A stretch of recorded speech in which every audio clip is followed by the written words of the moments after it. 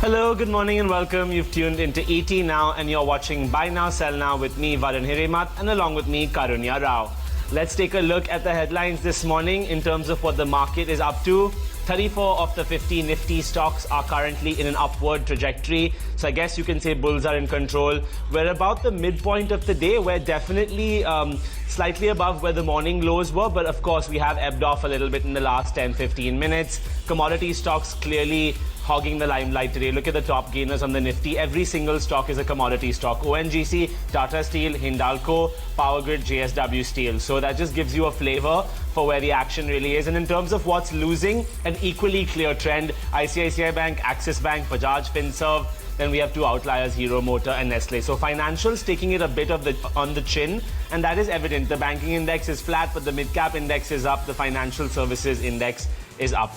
Karunya, what's on your radar this morning?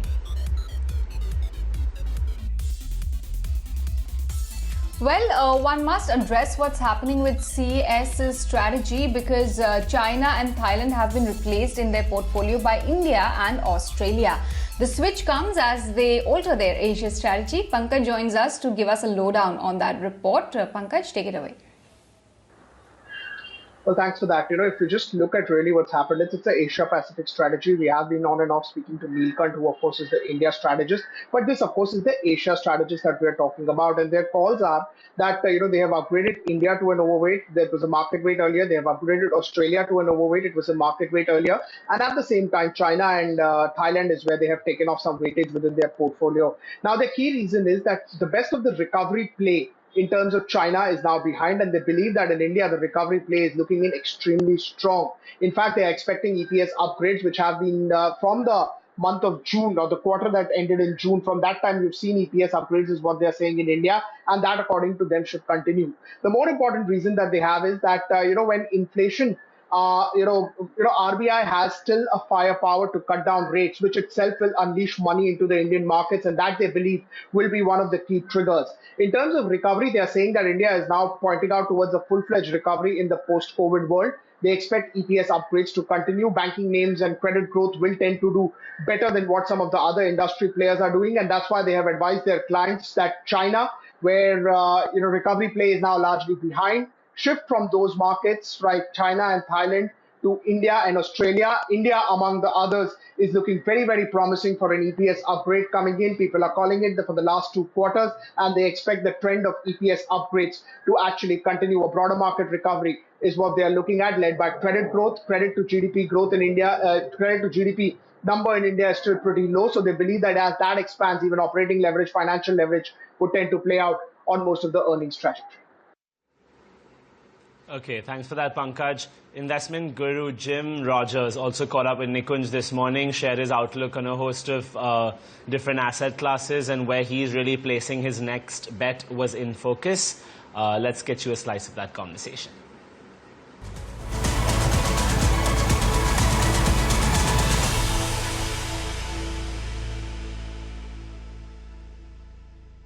History shows.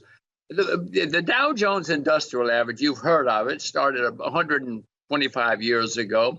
None of the companies that were in that average when it started are there anymore. They have all disappeared. History always changes. What is on top today has never been on top decades later, and it won't be now. And America won't be on top a few decades later. This is pretty clear throughout history. Now, if I had to pick I don't know a single company. I would like to, probably an Indian company maybe. I'm sure that right now there's some young Indians down in Bangalore that we should all invest in. I don't know them, or maybe in China. But no, please, history is pretty clear that Japan is going to go have problems. America is going to have serious problems in the next few decades. India has a better future than Japan and America in 2021.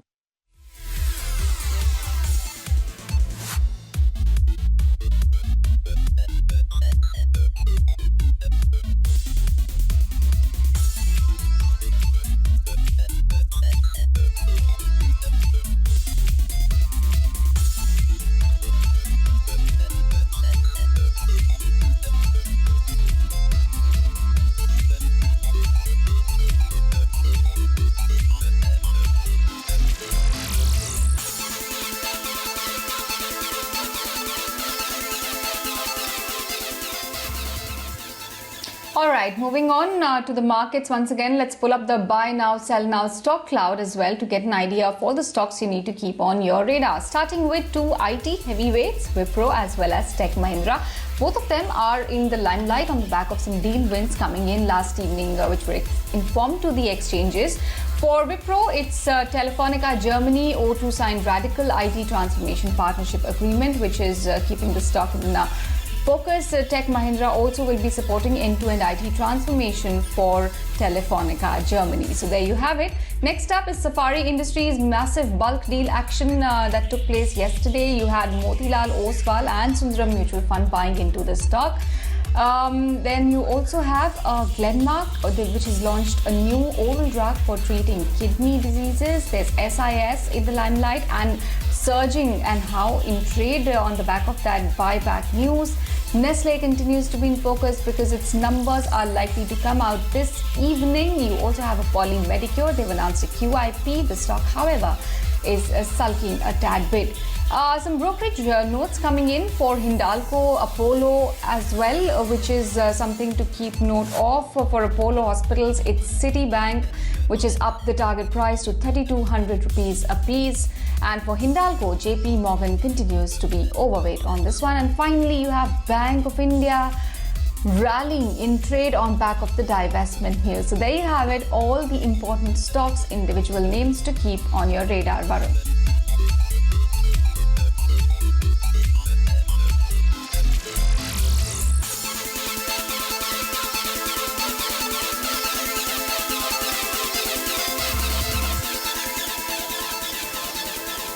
Okay, thanks for that, Karunya. But I'm requesting my producer right now to bring up a very important chart on your screens, and that's Tata Communications. Just look at this spike on that stock in the last 30 seconds. We're seeing a 9% surge. It shot up 90 points currently as we speak. And of course, moments ago, an announcement has been made where Tata Communications will be partnering with Google Cloud to drive cloud adoption in India. So it's a very big move for that company. Let's remember, they're already India's largest player in enterprise data mobility, at least in the listed space, and cloud parts of cloud services form a very integral part of their new generation services, which the company talks about so often when they interact with ET now. So clearly something material for that stock. We're seeing some surge in volumes, 1 lakh shares, I believe, in the last 5 minutes alone, and a massive spike at that counter this morning. So let's keep our eyes on that one throughout the day in trade. Let's see if this move actually gets bought into further, or perhaps it might even get sold off. We'll keep an eye out for that one. But it's now time to talk technicals and fundamentals with our guests. Kunal and Mr. A.K. Prabhakar are with us. Good morning, gents. Thank you for taking out the time, as always, to join us here. It'll be great to get perspective from you. Kunal, of course, we want your calls for our viewers, and we want your market calls as well. But given that Tata Com is just showing such a large interest on the chart, is there anything you'd like to flag off before we resume with our daily conversation? Yes, Varun, I think I also saw the move on Tata Communication. It's just come out of nowhere. The stock was absolutely sideways since last 2 weeks. It's broken a major resistance. So I think 1040, 1050 was a big resistance for Tata Communication. The best part about the stock today is the way in which the stock has moved on the back of this news flow. So I believe that this should be assuming if the stock closes above this 1040, 1050 level today, then this move should convert itself not just to an intraday uptick, but to a more durable, longer term uptrend. Possibility of even a 1250, 1300 from higher levels could also be a possibility then for Tata Communications. So I think it's a good start to the move. Now the only question is that whether this move lasts, for the entire duration of the day, or whether it's just a routine profit booking which happens into the the stock prices. So I think that could probably determine the tonality of the stock going forward.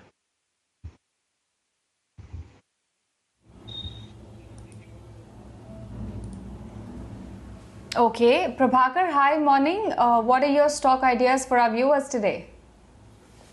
Good morning. Long term, I like Chambal fertilizer. In the con call, management said the subsidy is being paid by the government, and the outstanding was 5,825 crores, out of which 3,165 crores have been paid in January. And by March, the total thing will be settled.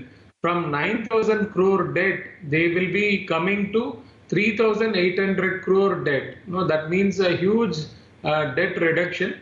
And they are expanding their plant in Morocco where our raw materials are available. So for which they will need 4,500 crores. But every year they are generating a cash flow of 1,500 crores, which will be used for the expansion plan, and there will be no net addition of debt from current level. So no, maybe going forward the EPS will be 40 rupees in FY22. So for which the stock is attractively trading. So I think it is a very good buy for a long-term investor. In short term, we like trend and west side.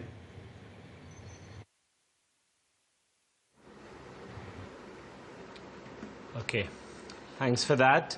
Kunal, I think, we got caught up with Tata Com and we never actually got a sense of what you're looking at this morning. What are your calls today? Two buy calls, Varun, and focuses more on mid-cap names as well as, tier to large-cap names. So first one which I'm suggesting is one AB Capital. I think that stock has done phenomenally well, given a very strong and a solid breakout today. I have been recommending the stock earlier as well. I think now even at 98, 99 levels, AB Capital looks right for another 10 to 15% on the upside. Some strong bullish breakouts on patterns, on price patterns as well. So buy with a target of approximately 115, and stop loss could be kept to approximately 94. The second would be a buy on Hindalco. Now metal stocks are making a very strong and a roaring comeback today. Many of the metal stocks have just the way in which they started the trade today indicates that there is a renewed momentum into these names. So would expect metal stocks to perform very well and come out of their consolidation a bit. Hindalco is what I've picked up for the trade. Positional buy of positional target of 340, and stoppers could be kept at 288.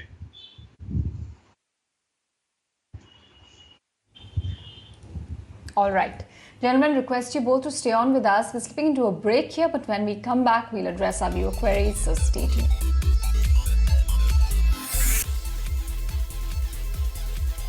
Welcome back. You're still watching Buy Now, Sell Now on ET Now. Let's start off with our viewer queries segment then. First is an email from KR Acharya based in Bangalore. They bought 60 shares of IOL Chemicals at 850 rupees. Want to know whether they should sell or hold. It's a 6 to 12 months time horizon for Mr. Acharya. Kunal, come in on IOL Chemicals. Already he has lost a fair bit of money. The stock price is currently about 200 rupees below the buying price for Mr. Acharya. At this juncture, what would be your advice? Average or stay put? So stay put. The only tweak which I think the viewer could probably have to do is to try and increase the time horizon. Now, a stock which moves up from being 100 rupee, 150 rupee stock to jumping up to almost 750, 800, so almost a move of 6x to 7x in a matter of few months. It's bound, and rather it's natural that the stock takes some time to consolidate. Sometimes the consolidations may be prolonged for stocks which move up in such kind of a fashion. So I think the only catch over here is that if you are expecting that the stock could probably jump back high and break its previous high in a matter of few months, I think then you could be in for some sort of a disappointment. But if you're ready to hold it for say another 2 or 3 years, then I believe that what this move has probably done for IOL Chemicals is to try and bring the stock to a new range altogether. So once the stock enters into a new range, it consolidates and then goes into a mature trend on the upside. So a buy on dips is what I would approach. But again, I think the important tweak is that you will have to increase your time horizon from just being at 6 months, 12 months to at least being 2 years plus. Okay, so make time your friend is the advice that Kunal says, but good company otherwise. Mr. Prabhakar, what about you? Why is this stock so cheap when it's got ROCs of above 50%? It's trading at just 8 times earnings. What's the view here? See, this company got a boost once COVID was there. That is why now the stock has given very good return. And in this 9 months, they have reported a EPS of 63 rupees. So I think, if 20 rupees per quarter is the run rate, it should end up at 83 to 85 rupees EPS. Now, for which it is trading at 10 times, but we need to understand this is a one-time boost due to COVID, and we need to see the normal business which will follow once the post-COVID things era starts. So there I don't know whether this kind of business will continue, but they are the second largest producer of IBB, isobutyl benzene, and they have a market share of 30% in that. So it is a good business, but I don't track the stock so closely. So I don't have a major view on the stock, but the company as of now has done very good. Okay. Thanks for that, Mr. Prabhakar. So I think cautiously optimistic would be a good way to summarize what was just told to us, and of course expand your time horizon. Let's move on then. Quite a generic stock in a sense. So it's HDFC Bank. Our viewer here, N. Visvesara, has bought 2,000 shares at 1,200 rupees a share and would like to know if he should hold or book profit. So Kunal, coming to you, I mean, a lot of fear in the market for these large cap, private banks that have had just a tremendous run. Do you see a cool off anywhere in the near term on the chart, or would you advise stay invested over here? So first of all, I think congratulations to the viewer for buying such a good quantity of stock like HDFC Bank, and that too at a very I would say a very fair kind of a price, because now when you look at it retrospectively, I think from 1,200 the stock has just about gone all guns blazing to 1,600 plus levels. So congratulations to the viewer in that aspect. Now when it comes to where the banking stocks are positioned, so yes, at one point the kind of rally which we've seen for many of the banking names would probably call in for some bit of correction. But then, for someone who has a longer term time horizon, I'm assuming that you have a longer term time horizon when you're looking at investments into the banking names, and especially a large cap name like HDFC Bank, then I believe that you should hold on to it from a longer term view. Yes, the periodic corrections and those minor bumps in between could probably happen along the way, but then those should be taken as good buying opportunities. You already have created a buffer of almost 450 points on your investment. So I would suggest a hold on HDFC Bank, even though there could be a possibility that near term trend for the stocks may go through a bit of a downward drift or a mild correction as well. But then I think if your horizon is long term, then I think you should definitely hold on to it.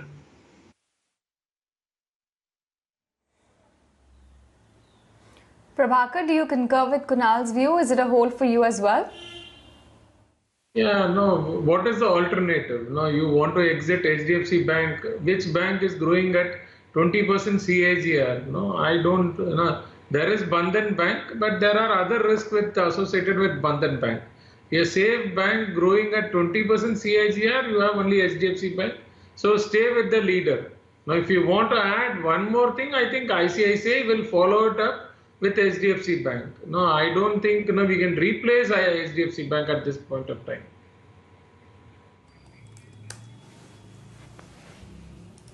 Okay, all right. So it's a consensus thumbs up on your investment in HDFC. You may stay invested if you like. Query number 3 then. Anup Gowda writes to us from Bangalore. He's bought 1,000 shares of Coromandel International at 860 rupees per share. They also have invested in thyrocare, which we'll address later. Let's first talk about Coromandel. 860 was the buying price. They want a short-term view and wants to know whether he should stay invested. Coromandel bought at 860, right now at 780. Kunal, your view for short-term? Yeah, I think from a short term, it looks a bit, I would say a bit edgy on the charts, because on the price front, it's been making a pattern of higher highs and higher lows. Now, from those, I think the stock, in fact, started to bottom out much prior. I think March 2019 or mid 2019 is where the stock actually bottomed out at 350 levels, and then forming this pattern of higher highs and higher lows.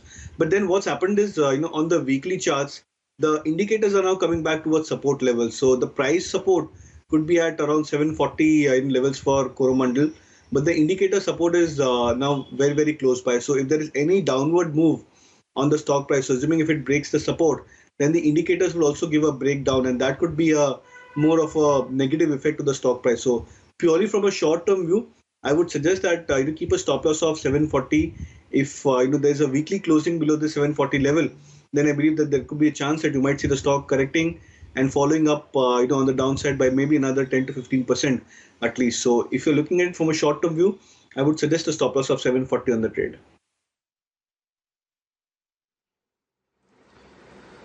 Okay, so Kunal likes it, and there is some support in the near term if you see a minor correction. Mr. Prabhakar, what's your view here? Of course, it's a well-run, India's best-run fertilizer company, arguably, and I know you gave Chambal as a pick earlier. So how would you peg this, and what should our viewer do over here? Should he remain invested?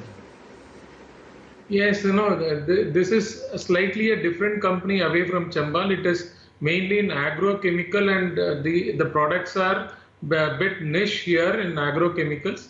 So no, I think you can have it as Bayer Corp, Coromandel, Dhanuka Agritech. These are similar companies. So these are companies where valuations are 20 times or 25 times.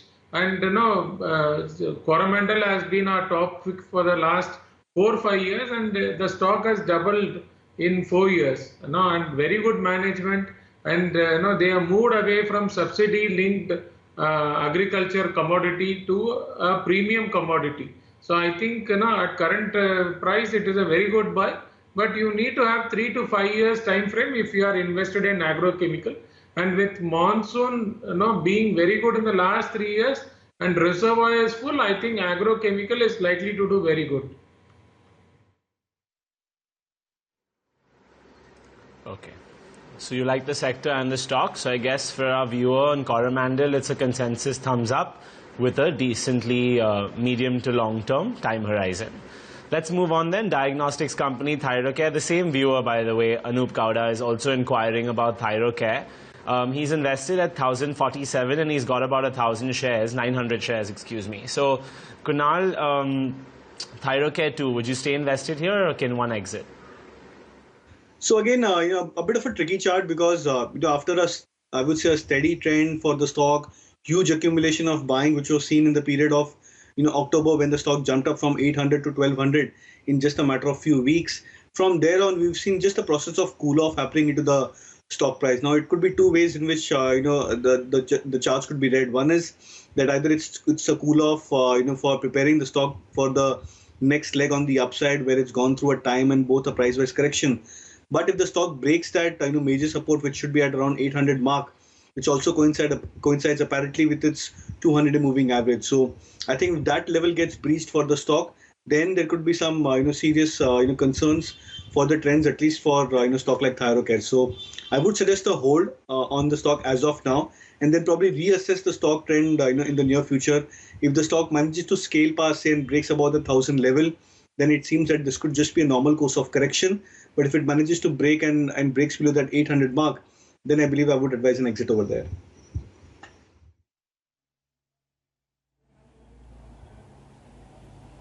Okay. All right. What about you, Prabhakar? How do you assess the fundamentals of Thyrocare?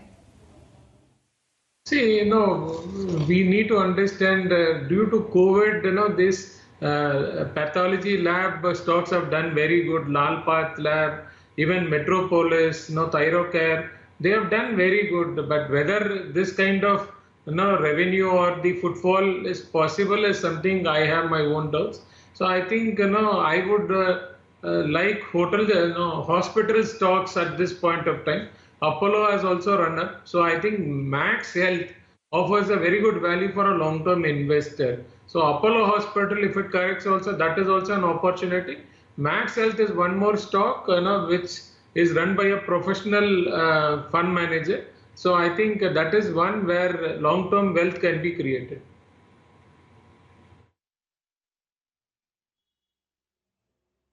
All right, then that's the verdict coming in on both Coromandel and Thyrocare. Thank you so much, Kunal and Prabhakar, on that note, for joining us and for helping our viewers out as always. Moving on, we'd like to understand why the Indian equities have been upgraded of late. Jayesh joins us with all the details.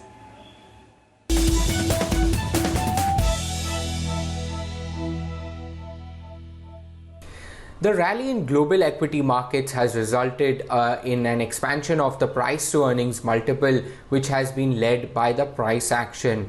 The MSCI World Index is now trading at about 35 times price to earnings multiple, which is the highest that we have seen since 2009. The MSCI Asia Pacific Index is now trading at about 29 times, which is the highest since 2010. While for the emerging market space, it is at about 27 times, which is the highest that we have seen since the year 2000. And as far as the Nifty, we are trading at the highest valuation ever at about 36 times. But that has been primarily dominated by the price action that we have seen since last March itself. However, recent times have shown an uptick in the earnings picture as well. The EPS estimate has shown a healthy growth for the MSCI World Index. It has been upgraded by about 4% since the start of this year, while for the Nifty it stands at about 3.5% upgrade, which is higher than the Asia Pacific as well as the emerging market basket that we have seen. So definitely it is the earnings growth potential that is driving the upgrades that we have seen in recent times for the Indian equities.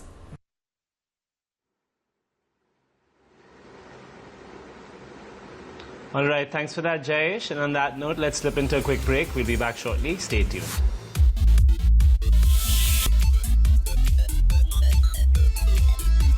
Welcome back. You're still watching Buy Now, Sell Now. Tata Motors continues to be in the limelight. JLR has unveiled a new global strategy called Reimagine. Electrification will be at the core of JLR's new strategy, and JLR models will be offered with all electric variants by 2025.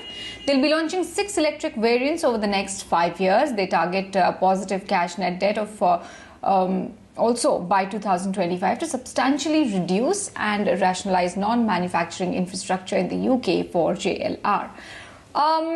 It is already on the path towards double-digit EBIT margins, positive cash flow. They're also looking to curate closer collaboration and knowledge sharing with Tata Group firms. It aims to become net debt zero carbon business by 2039. Future Jaguar models will be built exclusively on pure electric architecture. So going green is something that's on top of the agenda for the management of JLR as of now. Antique has come out with a response to that. They've reiterated their buy rating on Tata Motors with a target of 375. As far as the recent announcement of going green is concerned, they believe it's impressive and realistic. The plan emphasizes on quality and profits over volumes. The strategy will also drive double-digit volumes. So that's the update as far as Tata Motors and JLR is concerned, Varun. Okay, thanks for that, Karunya. Of course, so much happening at that counter, and this huge announcement about a complete switch to electric in the next 5-10 years. So very interesting. But today there's one stock which is hogging the limelight. It's the top gainer on the Nifty. It's up 5.5% nearly, ONGC. It's pretty much met the target that CLSA put out for it just last night. So CLSA upgraded the stock with a target at 105. Today we're already at 103 with this 5.5% move, and we're grossing some very large volumes. Around 3.9 crore shares have been traded. So obviously a lot happening with the commodities, but Vivek's done a deep dive on this, and he's going to get us a brief view of what CLSA is saying and what the prospects really are. Let's cut across to him.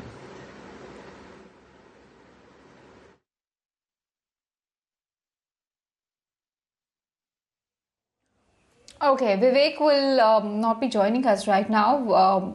In the meanwhile, let's bring Priyanka on board for the latest on Kishore Biyani. SAT has stayed SEBI order against the promoter of Future Group. Let's take it across to her for more details. Well, yes, the Securities Appellate Tribunal has stayed the SEBI order that barred Kishore Biyani, Future Corporate Resources and a few others from accessing the securities market for a period of 1 year. Remember, this was regarding allegations of insider trading by Future Corporate Resources in the scrip of Future Retail when the restructuring of Future Group's home furnishing business had happened back in 2017. So now what Future Corporate Resources is saying is that, in the closed door hearing that took place yesterday, Future Corporate Resources did argue that the entire scheme of restructuring was a publicly known information since 2016. They said said that the actual terms of the restructuring were initiated only in April 2017, while the purchases were made in March to avail of the creeping acquisition limits under the takeover regulations. Additionally, Future Corporate Resources is saying that the home furnishing business was a very small part of the entire business and was not something that would give a price discovery of future retail either. SEBI, on the other hand, has argued that the proximity of the dealings that took place in the stock market might point to, using information to gain benefit from the information is what SEBI had argued. And they have also pointed out, SEBI also pointed out that Future Group had stated to stock exchanges in Feb 2017 that the actual terms of the transactions were not yet finalized. But to this, we understand that Future Group has said that using the term information is extremely vague. They have also clarified that the actual terms of the transactions were discussed and initiated only in April 2017. The purchases in the shares were made in March 2017. Now, for now, the hearing will take place again in April. On 12th April is when the next date has come in. But until then, Future Group has been asked to deposit, the promoters have been asked to deposit a sum of 11 crores, which is as an interim measure. It's like an escrow amount that they have been asked to deposit that. And the hearing will now take place on 12th until when the SEBI order, which came out on Feb 3rd, has been stayed. All right. Thank you so much for that, Priyanka. Time for a quick break on Buy Now, Sell Now. Stay tuned. We'll be back in just a minute.